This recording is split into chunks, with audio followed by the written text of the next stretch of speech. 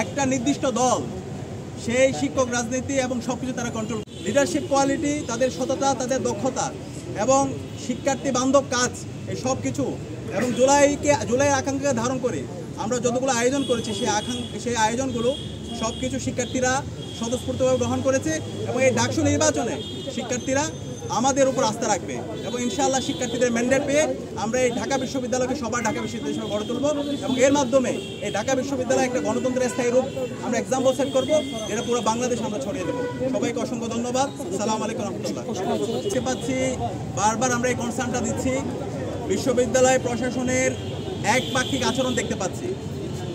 আমাদের এই বিশ্ববিদ্যালয়ের শিক্ষক রাজনীতি আছে এবং এই শিক্ষক রাজনীতিতে একটা নির্দিষ্ট দল সেই শিক্ষক রাজনীতি এবং সব কিছু তারা কন্ট্রোল করে এবং বিশ্ববিদ্যালয় প্রশাসন যদি আমরা দেখি, বিশ্ববিদ্যালয় এখন হল প্রভোস্ট থেকে শুরু করে পুরো অ্যাডমিনিস্ট্রেশনে একটা দলের রিপ্রেজেন্ট করে। তো আমরা এটা বারবার বলছি, আমাদের শিক্ষকরা আমরা তাদেরকে শিক্ষক হিসাবে দেখতে চাই, কিন্তু তারা যদি তাদের আদর্শকে প্রায়োরিটি দেয় এবং তাদের যে ছাত্র সংগঠন আছে সেই ছাত্র সংগঠনকে আলাদাভাবে তারা স্পেস দেয়, তাহলে তারা শিক্ষার্থীদের বিরুদ্ধে অবস্থান নেবে। ইতিমধ্যে যে সময়টা গিয়েছে সেই সময়গুলো দেখে আমরা খুব উদ্বিগ্ন। অনেক আচরণবিধি লঙ্ঘন হয়েছে এবং একটু আগে যে বিষয়টা বলা হয়েছে, এই যে রাত বিরাতে বিভিন্ন ধরনের বিজ্ঞপ্তি দেওয়া হচ্ছে এবং সেই বিজ্ঞপ্তির কোনো ক্লারিফিকেশন নাই।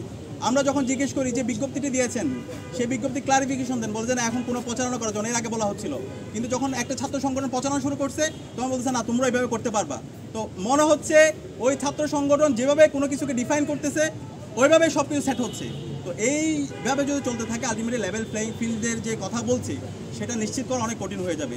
আমরা অনুরোধ করবো বিশ্ববিদ্যালয়ের শিক্ষক, তারা আমাদের শ্রদ্ধাভাজন, তারা যেন শিক্ষক সুলভ আচরণ করে, তারা তাদের পলিটিক্যাল পার্টি অথবা উপর থেকে কোনো আরোপিত যে নির্দেশনা, সেই নির্দেশনা যদি এখানে ঢাকা বিশ্ববিদ্যালয় বাস্তবায়ন করতে চায় তাহলে জুলাইয়ের যে আকাঙ্ক্ষা সেই আকাঙ্ক্ষার বিরুদ্ধে তারা অবস্থান নেবে এবং এর মাধ্যমে শিক্ষার্থীদের বিরুদ্ধে তারা অবস্থান নেবে। আমরা চাই না আমাদের শিক্ষকরা এই ধরনের শিক্ষার্থী ভার্সেস শিক্ষক অথবা কোনো একটা রাজনৈতিক দলের এজেন্ডা ভার্সেস অন্য দল এই ধরনের কোনো ধরনের বিব্রতকর পরিস্থিতি তৈরি না হোক, সেটা আমরা প্রত্যাশা করব।